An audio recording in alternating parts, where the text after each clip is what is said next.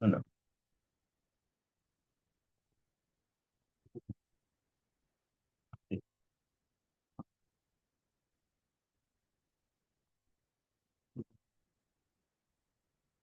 Suara dia keluar.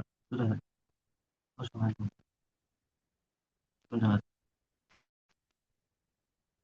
Sudah.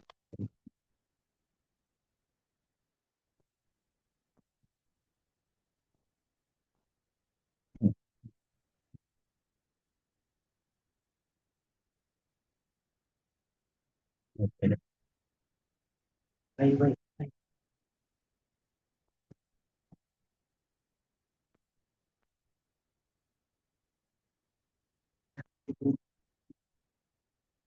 Gedein. Ini suara udah muncul. Sudah. Sudah.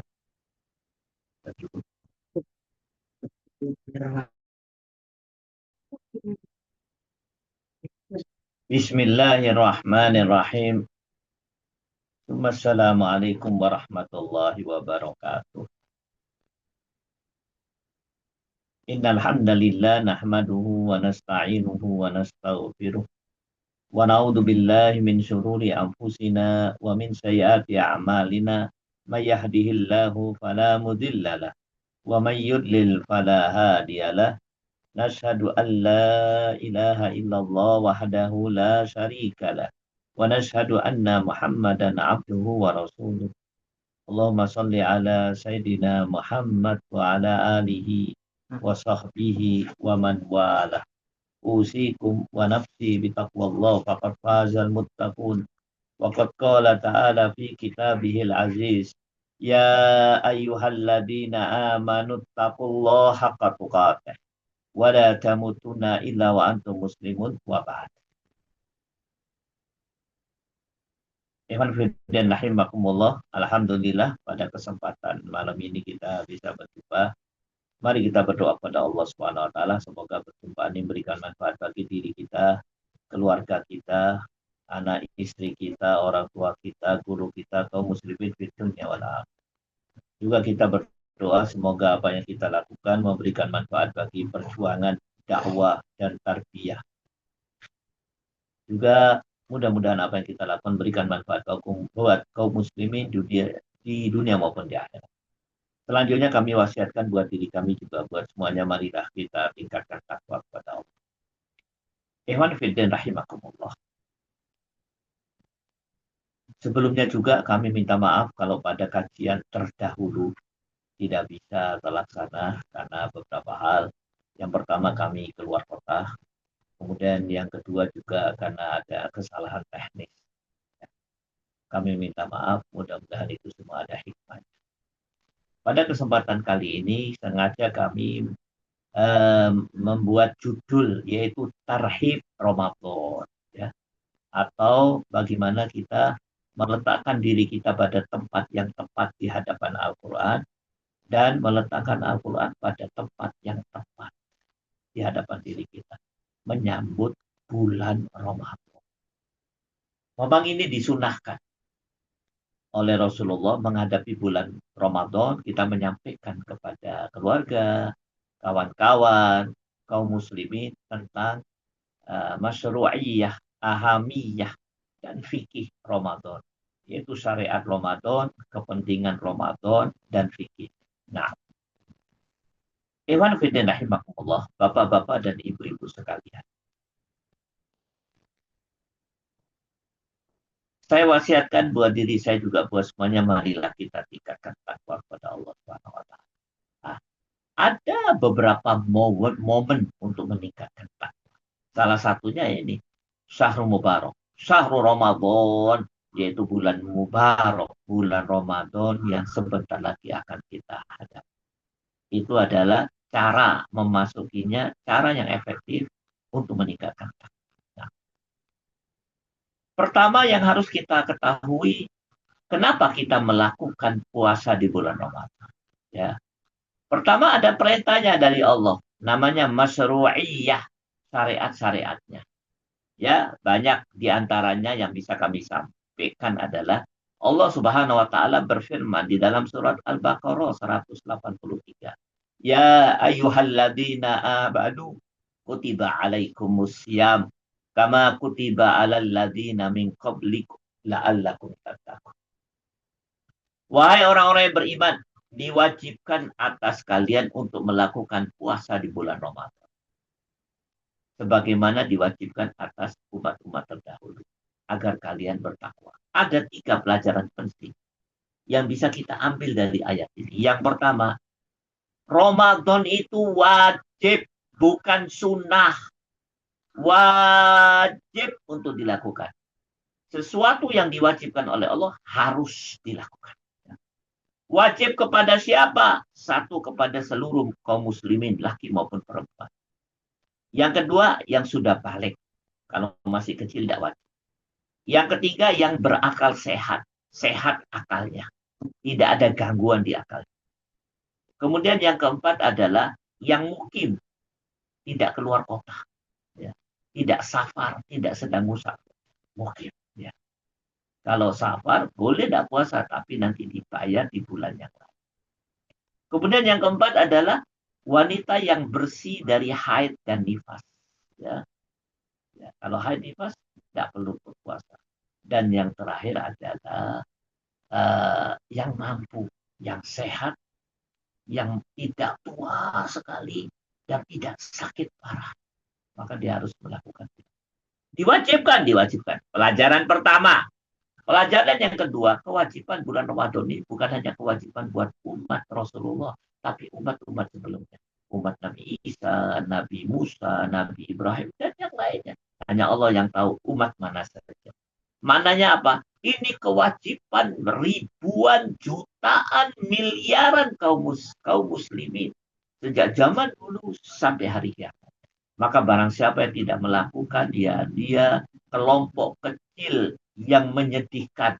Tidak mengikuti satu gerakan sunatullah dari seluruh manusia untuk melakukan puasa di bulan Ramadan. Dan yang ketiga, yang paling penting, tujuan bulan Ramadan, ahamiyah tujuan bulan Ramadan adalah supaya kita bertakwa. Mananya apa? Tanggal 1 Syawal atau tanggal 30 Ramadan, kita harus menjadi orang yang bertakwa. Maka dikatakan puasa Ramadannya berhasil.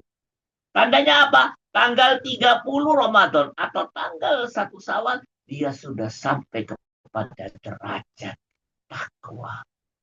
Derajat bagian daripada manusia atau umat ini ya paling dimuliakan oleh Allah Subhanahu wa taala. Inna akramakum indallahi atqakum. Yang paling mulia di hadapan Allah, yang paling bertakwa. Begitulah yang dijelaskan oleh Allah di dalam surat Al-Hujurat.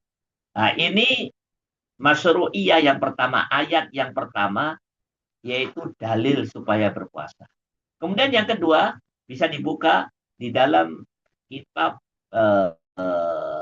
Arbaun An-Nawawi, ya, hadis yang nomor 3, di mana Rasulullah Shallallahu Alaihi Wasallam menjelaskan kepada kita satu hadis yang sangat terkenal, yang bunyinya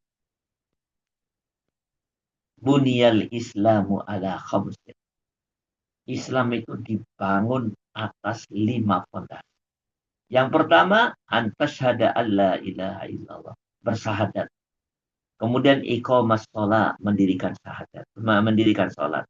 Kemudian yang ketiga, syahrul Ramadan, bulan puasa, melakukan puasa di bulan Ramadan.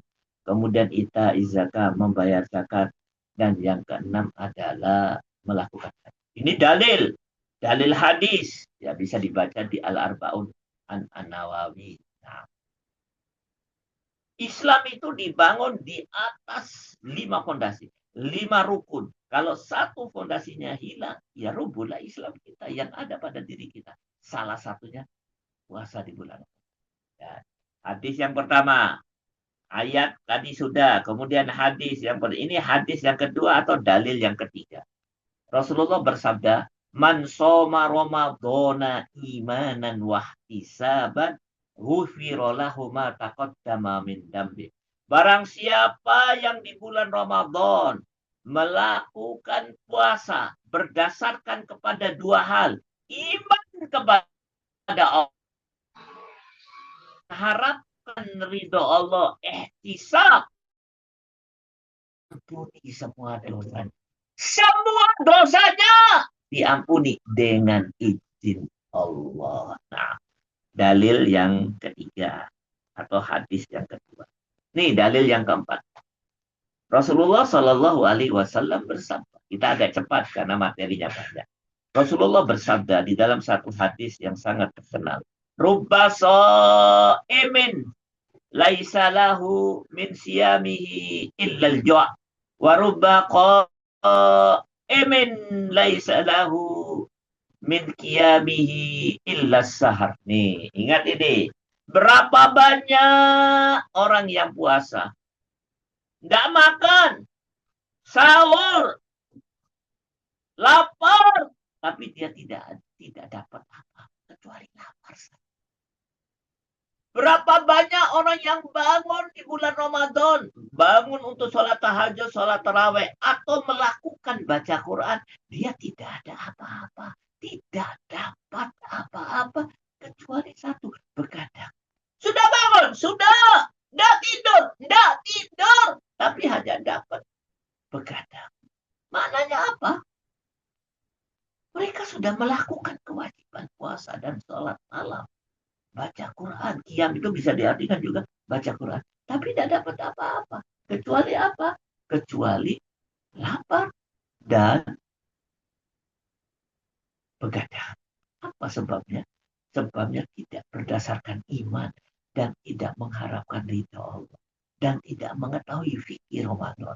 Alhamdulillah kita sekarang ngaji fikir. Ya walaupun ini nggak cukup satu kali pertemuan, itu beberapa kali pertemuan. Supaya apa? Supaya betul-betul kita berdasarkan ilmu. Supaya diterima oleh Allah. Bukan lapar saja. Bukan begadang. Tapi kita mendapatkan sesuatu yang besar. Di antaranya apa? Tujuan puasa yaitu takwa kita. Nah. Nah. Tujuan puasa adalah takwa. Ini penting. Ya, supaya kita menjadi takwa. Nih, saya sampaikan pelajaran terdahulu. Dua pendapat ulama tentang takwa. Orang yang bertakwa, kata ulama, memiliki 3 ciri. Ingat bapak-bapak, ibu-ibu. Orang yang bertakwa memiliki 3 ciri. Yang pertama, tidak keluar dari mulutnya kecuali al-qaul an-nafi. Yaitu perkataan yang bermanfaat. Kalau dia berbicara, menyebabkan orang yang mendengar tambah takutnya kepada Allah dan tambah cintanya kepada Allah. Ini orang yang bertakwa. Kalau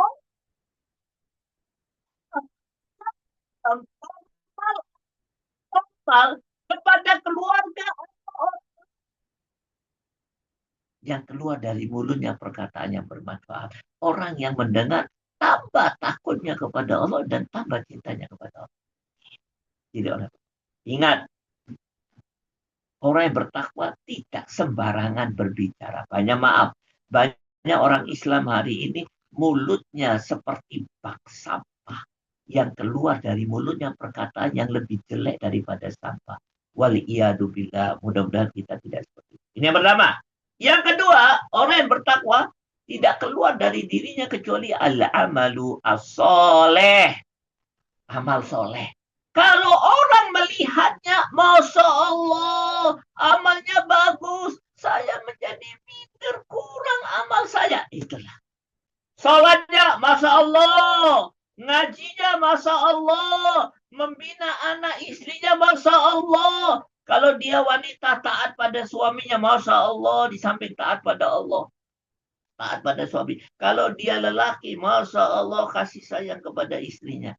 Al-amal as-soleh. Yang kedua dari mulut, dari dirinya ada amal soleh. Sehingga orang bisa tahu, Masya Allah, amal soleh. Sekaligus orang bisa tahu, Masya Allah, saya banyak kekurangan dibanding dia. Masya Allah. Yang ketiga, tidak keluar dari dirinya kecuali taqwiyatul iman. Menambah keimanan orang lain. Ini ada tabi'in di masa lalu. namanya Muhammad Al-Wasi, kalau nggak salah lupa saya. Ya. Itu setiap pekan sekali teman-temannya datang ke rumahnya. Ditanya, ada apa kau datang ke rumahku? Untuk mendengar nasihatku. Enggak, aku enggak perlu mendengar nasihatmu. Aku cuma mau lihat wajahmu. Mau lihat dirimu. Mau lihat rumahmu. Kenapa? Kalau aku lihat dirimu, bertambah iman. Maka aku kembali ke pasar. Kembali ketemu masyarakat. Imanku turun.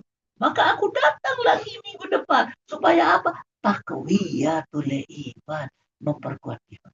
Maka Iwan Fidin rahimakumullah, ibu-ibu, bapak-bapak, dan saudara-saudara sekalian. Saya ingin menjadi orang yang bertakwa. Caranya bagaimana? Tidak keluar dari mulutku kecuali. Tidak keluar dari mulutnya kecuali perkataan yang bermanfaat. Tidak keluar pada diriku kecuali amal soleh. Tidak keluar dari diriku kecuali bertambah iman. Jadi tujuan puasa adalah takwa. Nih, saya akan ceritakan satu kisah. Dengarkan kisah ini istimewa. Ada orang di masa lalu, ya, namanya Abu Bakar As-Sibli. Ulama, penulis, pengusaha sukses. Pada satu waktu dia melakukan bisnis kulaan barang ke Syam. Berangkatlah dia ke Syam dengan kafilah dagang yang jumlahnya banyak. Setelah kulaan barang di Syam, mereka kembali dengan barang dan kudanya penuh dengan barang. Kafilah dagang yang jumlahnya banyak orang. Di tengah perjalanan, kafilah dagang ini dicegat oleh perampok. Hartanya diambil. Padahal baru ini barang mahal. Yang melawan dibunuh. Yang sisa masih hidup ditawan dibawa ke markas perampok. Termasuk Abu Bakar As-Siddiq. Setelah ditahan beberapa hari, Abu Bakar As-Siddiq dan kawan-kawannya melihat para perampok di siang hari pesta pora makan kambing guling. Abu Bakar As-Siddiq melihat pimpinan rampok tidak makan. Semuanya makan. Pimpinan rampok tidak makan. Maka ditanya oleh Abu Bakar As-Siddiq, pimpinan rampok, kenapa kau tidak pesta pora kambing guling, tidak makan? Apa kata pimpinan rampok? Ini soib, aku sedang berpuasa. Ini puasa ini bukan bulan Ramadan, puasa sunnah maksudnya. Senin Kemis. Abu Bakar As-Siddiq marah. Dasar perampok, kau bunuh kami, kau rampok barang kami, kau tawan kami, masih sempat-sempatnya kau puasa. Dasar perampok. Pimpinan rampok marah. Tuan, diam, kau tawanan, jangan banyak bicara. Singkat cerita, Abu Bakar As-Siddiq dan kawan-kawannya dibebaskan. Singkat cerita, beberapa tahun kemudian, Abu Bakar As-Siddiq naik haji. Waktu beliau tawaf mengelilingi Ka'bah, Abu Bakar As-Siddiq melihat pimpinan rampok ikut tawaf. Maka Abu Bakar As-Siddiq mendekati pimpinan rampok. Pimpinan rampok, ada apa kau ke sini? Apakah kau mau merampok jamaah haji? Dijawab oleh pimpinan rampok. Tuan, aku datang ke sini bukan mau merampok. Aku tobat. Aku sudah tobat. Aku ini lagi haji. Dan aku lagi tawaf. Tahukah Anda ya, Syekh? Kata pimpinan rampok. Kenapa aku bisa tobat? Aku meninggalkan pembunuhan dan perampokan. Dan hari ini aku naik haji. Tahukah Anda? Kenapa aku bisa begitu? Abu Bakar As-Siddiq mengatakan, saya nggak tahu. Ini sebabnya satu, kata pimpinan aku. Waktu aku merampok dulu, aku puasa sunnah. Bapak-bapak dan ibu-ibu sekalian, mari kita bandingkan antara pimpinan rampok dengan kita. Ya, bapak-bapak dan ibu-ibu dan saya, mari kita bandingkan. Raw material, bahan bakunya, kita lebih bagus. Pimpinan rampok, pembunuh. Kita tidak pernah membunuh. Tidak pernah merampok. Bahan bakunya kita lebih baik. Prosesnya, pimpinan rampok, prosesnya hanya puasa Senin Kemis. Sebentar lagi, kita akan puasa Ramadan. Tentu proses kita lebih baik. Hasil produksi, pimpinan nampok, coba lihat. Menjadi orang yang bertakwa. Tobat, meninggalkan rampokannya, tidak membunuh lagi, kemudian naik haji, kemudian dia tawaf, walhasil dia tobat. Hasilnya bagus. Tentu hasil kita lebih bagus. Kenapa? Bahan baku kita lebih bagus. Kita tidak pernah ngerampok. Prosesnya kita lebih baik. Pimpinan nampok Senin Kemis puasanya. Kita Ramadan. Maka hasil kita mestinya lebih baik. Ini yang dimaksud la'allakum tattaqun. Supaya kita menggayat diri terakhir. Ini tujuan daripada bulan saum di bulan Ramadan. Menjadi orang yang bertakwa. Nah, ini harus dimasukkan ke dalam dada. Seseorang melakukan perintah Allah dan paham tujuannya, sekaligus paham fikihnya, pahalanya lebih besar di hadapan Allah daripada tidak tahu tujuannya apa dan tidak tahu fikihnya. Alhamdulillah kita sudah tahu supaya kita menjadi orang. Nah,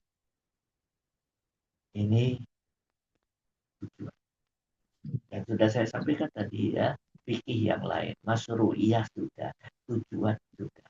Kemudian selanjutnya, ya, ini penting, saya singkat. Bulan Ramadan, menurut ulama, syahrul Ramadan, syahrul Quran, syahrul Mubarak. Bulan Ramadan adalah bulan untuk membaca Al-Quran. Syahrul Ramadan, syahrul Quran. Bulan Ramadan adalah bulan untuk membaca Al-Quran. Maksudnya apa? Amal soleh yang paling baik setelah melakukan kewajiban puasa, yang paling baik adalah membaca Al-Quran. Di bulan Ramadan, Ustadz, apa yang harus kami isi yang paling bagus? Qiraatul Quran. Baca Quran. Ingat, jangan sampai sholat terawihnya banyak, lupa baca Quran. Jangan sampai di siang hari dikir banyak, akhirnya tidak baca Quran. Rugi. Karena syahrul Ramadan, syahrul Quran, syahrul tilawah. Bulan untuk membaca Al-Quran. Maka Iman Fidin Rahimahullah. Membaca Al-Quran. Ustaz!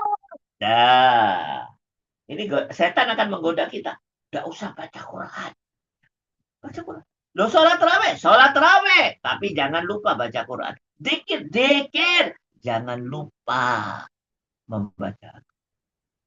Ustaz, nah ini tentu bapak-bapak dan ibu-ibu bertanya, Ustaz, baca Quran yang paling bagus itu seperti apa? Menurut para ulama di antara Ibnu Taimiyah, baca Quran yang paling bagus di bulan Ramadan dua-duanya dilakukan. Yaitu banyak-banyak baca Quran. Yang kedua, baca Qurannya tadabbur. Ustaz, mana yang paling bagus? Banyak-banyak baca Quran, juznya 2-3 juz sehari, atau pelan tapi tadabbur. Kata ulama, dua-duanya. Lakukan dua-duanya. Diumpamakan oleh ulama, membaca Al-Quran tadabbur itu seperti berusaha untuk mendapatkan mutiara besar satu. Membaca Al-Quran dengan banyak-banyak berusaha untuk mendapatkan mutiara kecil. Makin banyak mutiara kecil karena banyak bacaannya, bagus. Tapi jangan lupakan mutiara besar, yaitu tadabbur. Ini saya akan tunjukkan satu ayat, Masya Allah. Kalau kita pegang, paham betul ayat ini, Masya Allah. Semangat kita untuk baca Quran lebih istimewa. Yaitu Allah Subhanahu Wa Taala berfirman di dalam surat Al-Baqarah ayat 2. Nggak main-main, Lin. Kalau Al-Fatihah ini kan mukaddimah, pembukaan. Ini batang tubuh Al-Quran yang paling pertama surat Al-Baqarah. Ayat pertama kita nggak tahu, hanya Allah yang tahu artinya. Ayat kedua menjadi istimewa. Surat kedua, ayat yang kedua. Setelah mukaddimah Al-Fatihah. Apa kata Allah? Zalikal kitabu la raiba fi hudallil muttaqin. Hudallil muttaqin. Zalikal kitabu la raiba fi hudallil muttaqin. Al-Quran ini memiliki dua istimewa. Menurut ayat ini. Al-Quran memiliki dua istimewa. Baru saja kita baca Al-Quran. Setelah Alif Lam Mim, ayat pertama mengatakan Zalikal kitabu la raiba fihi hudan lil muttaqin. Al-Quran mempunyai dua keistimewaan. Yang pertama, tidak ada keraguan pada. Maksudnya apa?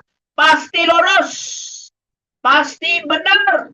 Pasti oke. La raiba fihi. Tidak ada keraguan pada. Maka barang siapa yang tidak baca Al-Quran, makhluk paling bodoh di muka bumi. Muslim yang paling bodoh. Pasti lurus. Pasti benar. Pasti oke. Tidak ada keraguan. Keistimewaan yang pertama. Keistimewaan yang kedua. Hudalil muttaqin. Petunjuk untuk menjadi manusia yang paling istimewa. Bukan sekedar menjadi manusia yang baik. Bukan sekedar menjadi orang beriman. Bukan sekedar menjadi orang yang beriman. Tapi bukan sekedar menjadi orang Islam. Bukan sekedar menjadi orang yang beriman. Tapi menjadi orang yang bertakwa.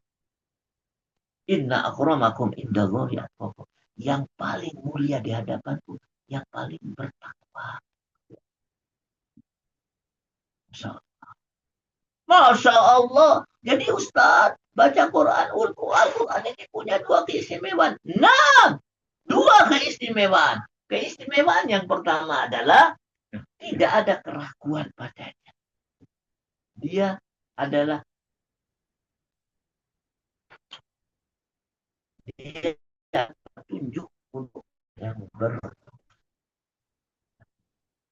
ayat. Nih saya tambahkan ayat kedua. Supaya semangat kita meletakkan Al-Quran pada tempat yang tepat di hadapan Allah dan meletakkan kita di hadapan Al-Quran pada tempat yang tepat di hadapan Allah. Terutama di bulan Ramadan. Ayat yang kedua, coba dibuka surat Yunus.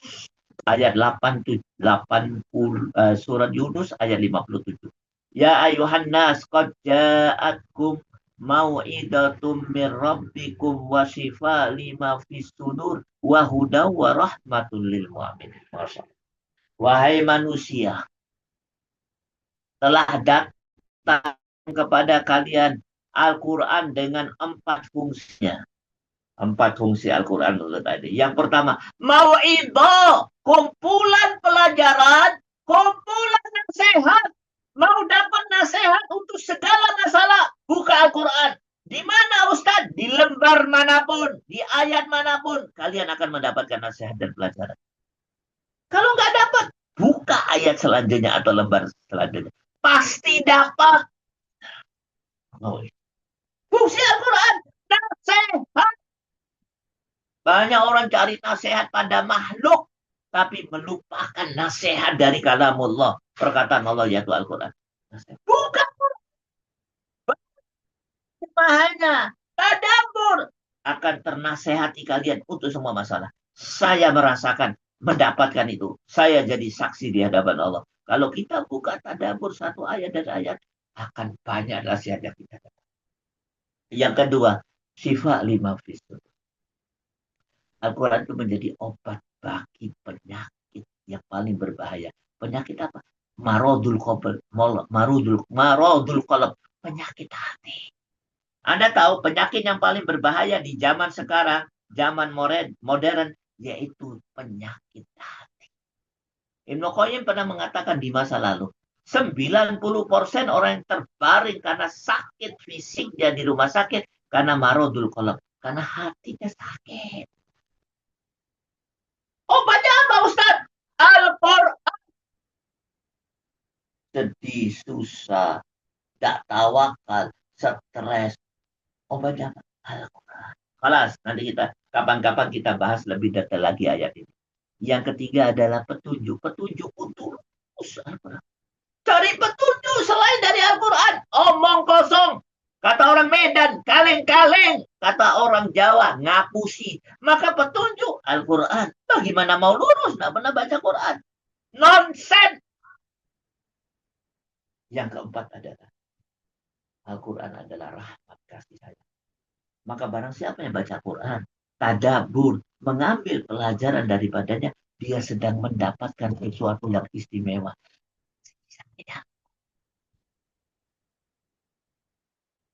Menurut ulama, kasih sayang Allah itu milhul jannah. Kasih surga. Kenapa saya masuk surga? Kasih sayang Allah, rahmat Allah. Dan bagaimana untuk mendapatkan rahmat Allah? Mendekati, membaca tadabbur Al-Quran. Terutama bulan Ramadan.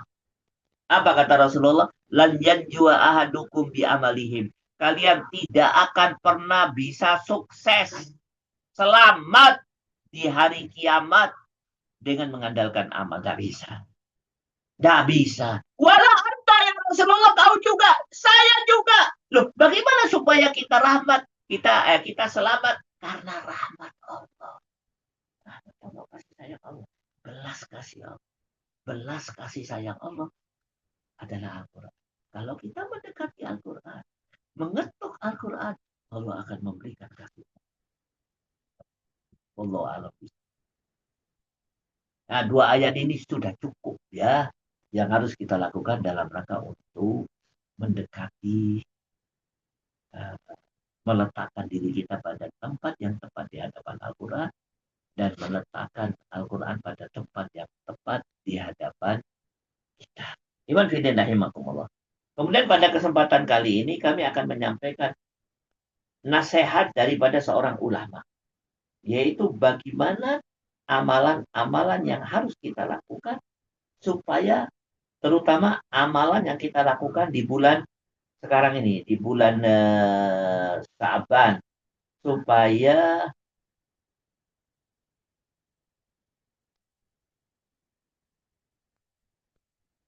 jadi supaya Ramadan kita bagus. Ini kan bulan Sa'ban.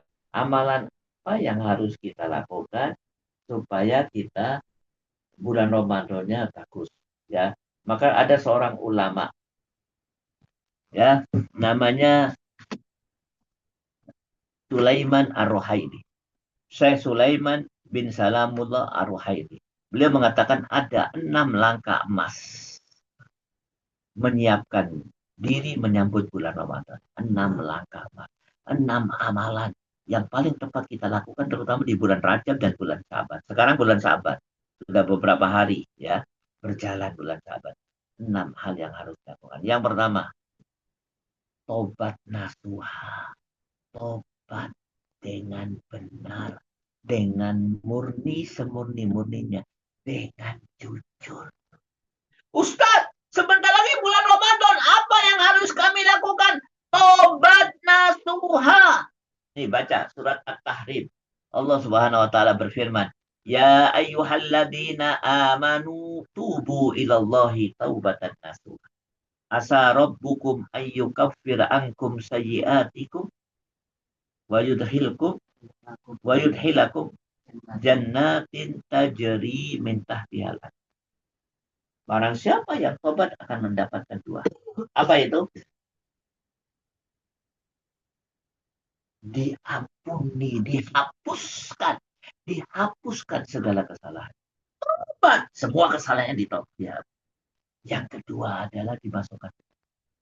Ustaz, saya mau memasuki bulan Ramadan. Tobat, supaya kau bisa betul-betul meletakkan dirimu pada tempat yang paling bagus di bulan Ramadan. Dan betul-betul bisa memegang Al-Quran dengan tepat. Tobat. Yang kedua yang harus dilakukan persiapan di bulan Ramadan adalah niat yang benar, niat yang jujur. Jadi bulan Ramadan ini niatkan untuk mendekatkan diri kepada Allah. Imanan wahtisaban, mencari ridha Allah, bukan yang lain. Ingat, setan akan menggoda kita. Bulan Ramadan mencari yang lain. Naudzubillah min dzalik. Nomor 3, apa langkah yang ketiga yang harus kita lakukan? Nih, kurangi hal-hal yang kata ulama fudul, yang tidak ada manfaatnya, dikurangi. Mulai kapan Ustaz? Ya mulai sekarang bulan Sa'ban. Hal-hal yang tidak ada manfaatnya, namanya al-fudul, dikurangi. Yang paling utama apa? Banyak maaf, jangan tersinggung. HP. Ustaz, di bulan Ramadan yang paling bagus, tinggalkan HP. Gunakan untuk keperluan yang mendesak. Sehingga Anda memegang Al-Quran lebih banyak daripada mereka. Meninggalkan hal-hal yang tidak ada manfaatnya. atau al-fudul. Ada lagi kata ulama, ada 4 fudul. 4 hal-hal yang tidak ada manfaatnya terlalu berlebihan. Kalau ini kita tinggalkan bagus. Terutama di bulan Ramadan. Yang pertama, fudulul kalam. Terlalu banyak bicara. Mulutnya seperti bak sampah. Yang keluar dari mulutnya sampah. Naudzubillah min dzalik, banyak bicara. Tinggalkan itu. Yang kedua, fudulut ta'am. Terlalu banyak makan. Kurangi makan. Jangan orang yang puasa siang hari tidak makan. Di malam hari dia 3 kali lipat makan. Bukan itu. Puasa yang benar. Yang ketiga adalah fudulun nazar. Pandangannya tidak bagus. Mata keranjang, baik laki-laki maupun perempuan. Dan yang keempat, banyak maaf, fudulul mukhalatah. Terlalu banyak bergaul dengan manusia. Ada kawan kantor, kawan tetangga, kawan olahraga, kawan bisnis, kawan jalan sore, kawan ngopi. Terlalu banyak. Sehingga dia melupakan hubungan dengan Al-Khaliq, yaitu Allah Subhanahu wa taala. Jarang munajat, berbisik-bisik dengan Allah Subhanahu wa taala, berdoa dan baca Quran. 4 fudul. Saya ulangi lagi. Fudulul ta'am, terlalu banyak makan. Fudulul kalam, terlalu banyak bicara. Fudulul nador, mata keranjang. Dan yang keempat adalah fudulul mukhalatah, terlalu banyak bergaul. Ustaz, bolehkah saya bergaul dengan siapa saja? Boleh. Tapi intinya orang yang kau gauli orang yang bertakwa. Kalau tidak, boleh kau berhubungan dengan orang, tapi dalam rangka untuk menjadikan mereka tunduk kepada Allah. Nih, mari saya tunjukkan satu ayat. Catat baik-baik. Surat Az-Zukhruf ayat 67. Apa kata Allah? Al-akhillau yawma idin ba'duhum li ba'din adu illal muttaqun. Illal muttaqin. Saya ulangi. Al-akhillau ba'duhum li ba'din adu. Al-akhillau yawma idin ba'duhum li ba'din adu illal muttaqin. Kawan setia, kekasih, konco, sahabat, partner, nanti di hari kiamat akan menjadi musuh kita, saling melaknat, kecuali kawan yang bertakwa. Pilih kawan bertakwa. Kalau dia tidak bertakwa, kehadiran Anda di hadapan dia, bersahabat dengan dia untuk membawa dia menjadi orang bertakwa. Masya Allah. Ya, itu. Jadi tadi sudah saya sampaikan 3 hal yang harus dilakukan.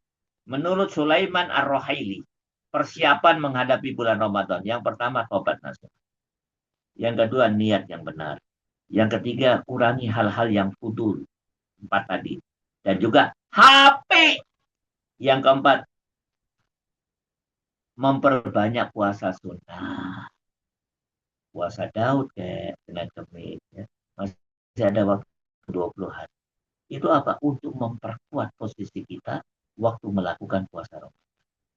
Yang kelima, ini penting. Nih, bagaimana menghadapi persiapan supaya kita menghadapi bulan Ramadan dengan bagus? Memasuki bulan Ramadan dengan beranggapan bahwa bulan Ramadan yang akan dimasuki adalah bulan yang terakhir di dalam hidupnya. Setelah itu dia akan meninggal. Masya Allah, bulan yang terakhir. Maka dia akan maksimal melakukan ibadah di bulan Ramadan. Ini bulan apa? Bulan Ramadan yang keberapa? Yang terakhir. Setelah itu, mungkin aku akan masuk ke alam kubur. Nomor. Ini persiapan yang paling bagus. Nah, yang selanjutnya, persiapan yang paling bagus adalah nomor 6. Apa itu Ustaz? Mengingat kegagalan-kegagalanmu di bulan Ramadan yang lalu. Ramadan yang lalu aku gagal. Pernah nggak puasa? Pernah nggak sholat? Pernah nggak ngaji? Pernah nggak terawih? Nggak baca Quran? Banyak guyon? Nggak bisa jaga mulut? Gagal! Diingat itu supaya tidak terulang lagi di bulan Ramadan di tahun ini. Atau bulan Ramadan sebulan lagi. Maka Iwan Fidan rahimahullah, saya ulangi. 6 langkah emas yang harus dilakukan oleh seseorang untuk mempersiapkan diri menghadapi bulan Ramadan. Saya ulangi lagi. Tobat sekarang. Yang kedua, niatnya yang benar. Memperbaiki niat. Ikhlasun niyah. Mengikhlaskan niat. Yang ketiga, mengurangi hal-hal yang berlebihan. Al-fudul, terutama HP. Dan 4 tadi. Ya, fudulul ta'am, fudulul kalam, fudulul mukhalatah, fudulul nazar. Kemudian yang keempat, memperbanyak puasa sunnah. Yang kelima, memasuki bulan Ramadan dengan beranggapan sebagai Ramadan yang terakhir. Kemudian yang selanjutnya, mengingat kegagalan bulan Ramadan kita di masa ini. Iwan Fidin rahimakumullah. Mungkin itu. Kemudian pada kesempatan ini, saya akan tambahkan, karena masih ada waktu, ya, akan menambahkan sebagian daripada hal yang selalu ditanyakan oleh kaum muslimin menghadapi bulan Ramadan sebagian, ya. Apa itu yang selalu ditanyakan nih? Saya akan jawab. Tapi ingat, ini masalah fikih. Masalah fikih ini kalau ada dalil untuk melakukan amal yang lain, tidak ada masalah. Karena itu kadang tidak satu bisa. Dan ini pendapat ulama. Kalau Anda mau mengikuti, silakan. Kalau punya pendapat yang lain, tidak ada masalah. Makin banyak tahu, makin bagus. Paling tidak tahu yang satu dulu. Ya, nih. Yang pertama, banyak hal yang ditanyakan. Ustadz, nah, saya ini acak ya. Karena waktu yang terbatas. Yang pertama, Ustadz, muntah dengan sengaja membatalkan puasa enggak? Muntah dengan sengaja membatalkan puasa. Muntah dengan sengaja. Nomor satu. Nomor dua, muntah dengan tidak sengaja tidak membatalkan puasa. Ini saya mengumpulkan hal-hal yang selalu ditanyakan tiap tahun. Sehingga kalau kita tahu ini, kita tidak perlu tanya lagi. Yang pertama, muntah dengan sengaja membatalkan puasa. Yang kedua, muntah dengan tidak sengaja tidak membatalkan puasa. Yang ketiga, nih, niat puasa bagaimana Ustadz? Yang bagus lakukan 2 kali. Niat umum sebelum menghadapi bulan Ramadan. Sehari sebelumnya. Niat untuk melakukan bulan Ramadan selama 1 bulan. Kemudian niat hari per hari, niat khusus per hari, lakukan sebelum tidur di malam hari atau sebelum buka puasa. Ya, atau sebelum subuh, sebelum subuh. Sebelum subuh atau sebelum buka puasa atau sebelum tidur di malam hari. Niat untuk melakukan puasa Ramadan. Ustadz, lafadznya bagaimana? Yang paling penting lafadz di dalam hati. Saya mau puasa mencari ridha Allah. Cukup. Kalau mau diucapkan, tidak ada masalah. Mau pakai istilah-istilah yang sudah ada, nama itu, tidak ada masalah. Tapi yang penting, ucapan di dalam hati. Alas. Kemudian nomor 4. Nih, ini ada perbedaan pendapat ulama. Saya ambil salah satu pendapat. Bekam tidak membatalkan puasa. Alas. Ya. Kita percepat. Bekam tidak membatalkan puasa. Nomor 5. Suntik bagaimana? Beda pendapat ulama. Ada yang mengatakan suntik tidak membatalkan. Ada yang mengatakan membatalkan. Yang paling di tengah begini. Kalau suntik untuk hal yang mendesak karena dia sakit, tidak membatalkan puasa. Tapi kalau suntik yang tidak terlalu mendesak, suntik vitamin, sebaiknya jangan dilakukan. Karena tidak mendesak, bisa membatalkan puasa. Kalau suntik yang mendesak, harus disuntikkan karena dia sakit, tidak membatalkan puasa. Wallahu a'lam bishawab. Nomor 6, infus membatalkan puasa. Infus, karena itu memasukkan nutrisi ke dalam. Nomor 7, nih dengarkan. Apabila suami istri jima di bulan Ramadan, ternyata adzan subuh, maka boleh dia lanjutkan puasa. Tidak batal, boleh lanjut. Tapi dia mandi dulu, kemudian sholat subuh, boleh. Ya. Setelah jima, adzan subuh, boleh lanjut puasa. Tidak membatalkan puasa. Karena jimanya sebelum subuh. Nah. Nomor 8. Waktu adzan masih makan dan minum. Padahal dia tahu itu sudah adzan. Puasanya bisa batal. Nah,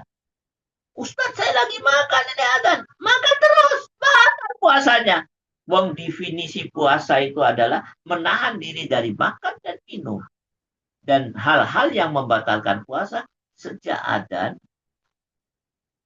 subuh sampai adzan maghrib.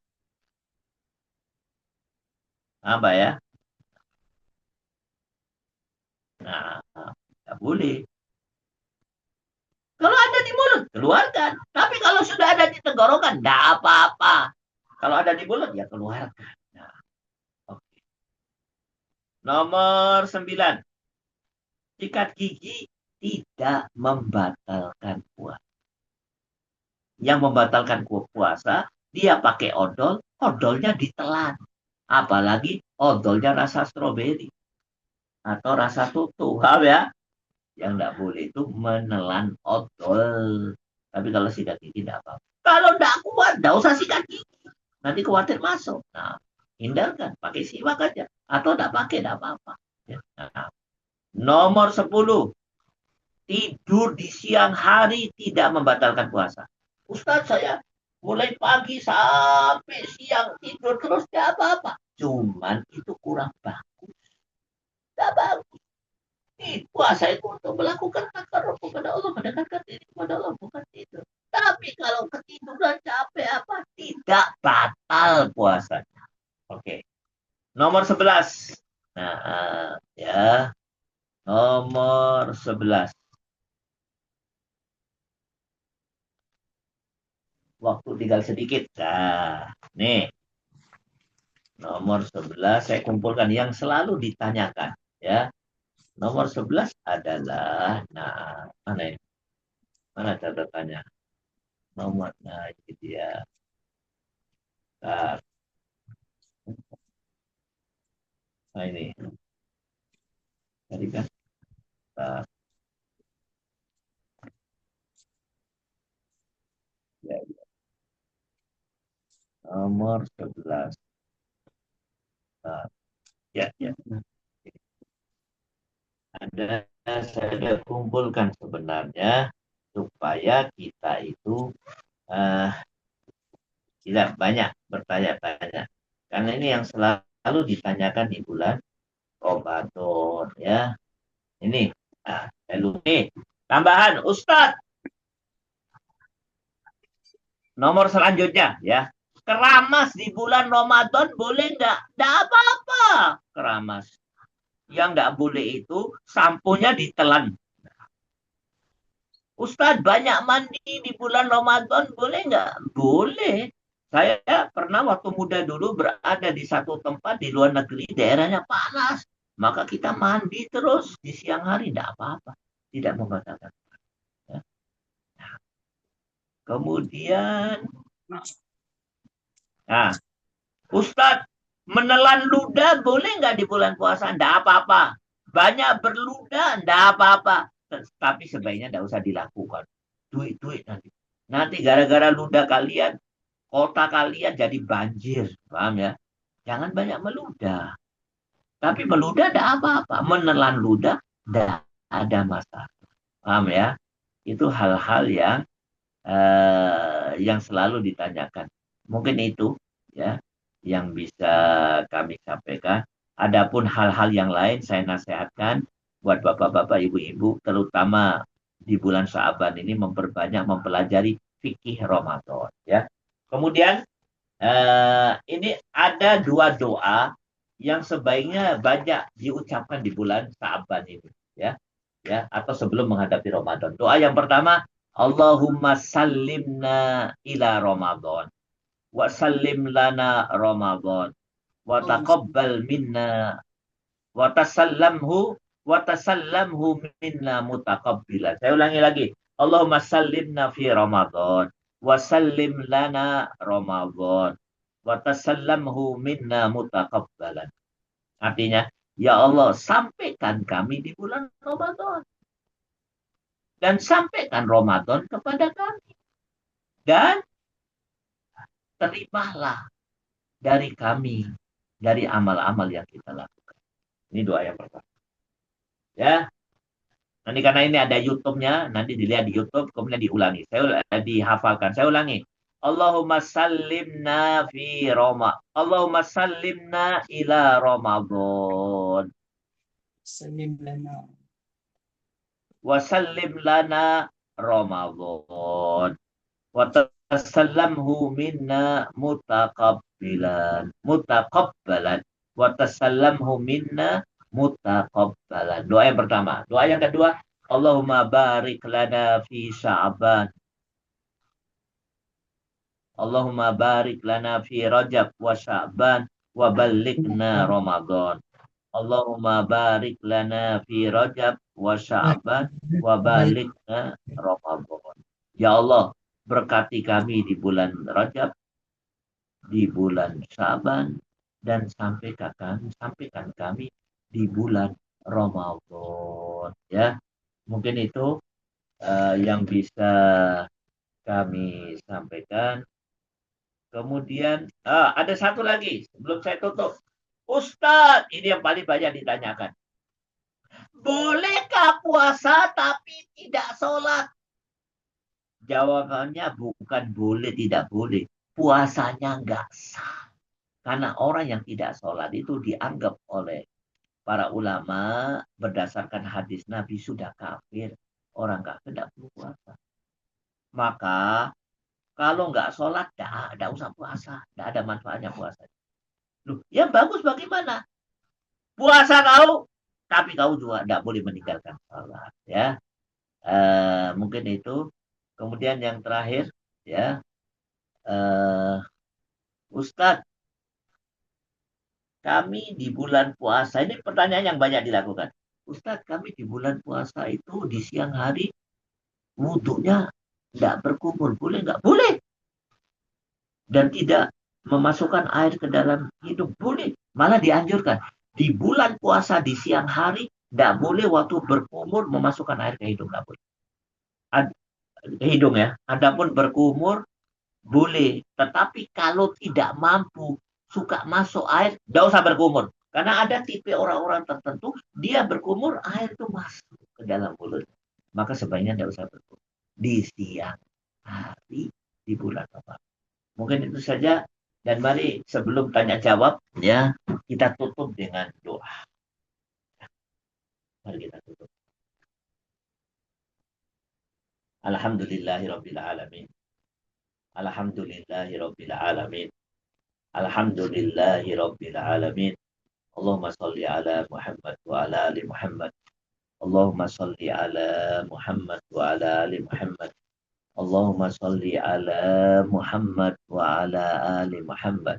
Ya Hayyu ya Qayyum. Ya Hayyu ya Qayyum. Ya Hayyu ya Qayyum. Ya Dzal Jalali wal Ikram. Ya Dzal Jalali wal Ikram. Ya Dzal Jalali wal Ikram. Rabbana zalamna anfusana wa illam taghfir lana wa tarhamna lanakunanna minal khasirin. Rabbana la tuzigh qulubana ba'da idh hadaitana wa hab lana min ladunka rahmah innaka antal wahhab. Allahumma alif baina qulubina kama allafta baina qulubil muhajirin wal ansar. Rabbana hab lana min azwajina wa dhurriyyatina qurrata a'yun waj'alna lil muttaqina imama. Rabbana hab lana minas sholihin. Rabbana hab lana min ladunka dhurriyyatan thayyibatan innaka sami'ud du'a. Allahumma inna nas'aluka husnal khatimah. Allahumma arzuqna taubatan nasuhan qabla al-maut. Allahumma ya muqallibal qulub tsabbit qulubana ala dinik. Rabbana afriq alaina sabran wa tsabbit aqdamana wansurna 'alal qawmil kafirin. Rabbi ighfirli wa liwalidayya warhamhuma kama rabbayani shaghira. Rabbana ighfir lana wa li ikhwanina alladhina sabaquna bil iman wa la taj'al fi qulubina ghillan lil ladzina amanu rabbana innaka ra'ufur rahim. Allahumma sallimna ila Ramadan wa sallim lana Ramadan wa tasallamhu minna mutaqabbalan. Allahumma sallimna ila Ramadan wa sallim lana Ramadan wa tasallamhu minna mutaqabbalan. Allahumma sallimna ila Ramadan wa sallim lana Ramadan wa tasallamhu minna mutaqabbalan. Allahumma barik lana fi Rajab wa Sya'ban. Allahumma barik lana fi Rajab wa Sya'ban wa ballighna Ramadan. Allahumma barik lana fi Sya'ban. Allahumma barik lana fi Rajab wa Sya'ban wa ballighna Ramadan. Rabbana atina fid dunya hasanah wa fil akhirati hasanah wa qina adzabannar.